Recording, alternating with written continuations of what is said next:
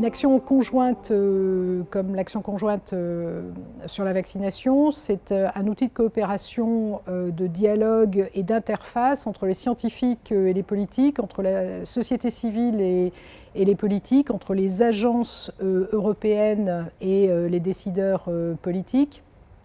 sur un certain nombre d'aspects qui, en effet, relèvent en principe des programmes nationaux pour la vaccination, mais où il y a une plus-value à la coopération et au partage de bonnes pratiques, au partage de méthodes, au partage d'outils concrets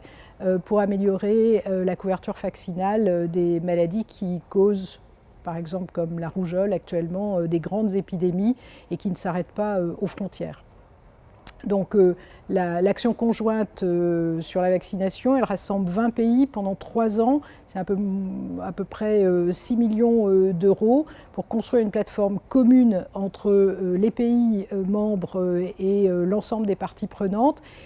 sur 5 grands défis. Un premier défi qui concerne l'évaluation des vaccins et le partage de données scientifiques pour accélérer cet enregistrement et s'adapter aux conditions épidémiologiques locales des différents pays. Un deuxième volet qui concerne plus particulièrement le partage de données pour estimer le taux de couverture vaccinale à l'échelon infrarégional et en particulier en temps réel. Un troisième volet pour partager dans une plateforme commune entre les industriels et les pays membres les données de stock et prévoir ou anticiper les problèmes qui pourraient être liés à des pénuries. Un quatrième volet sur les priorités de recherche et un cinquième volet sur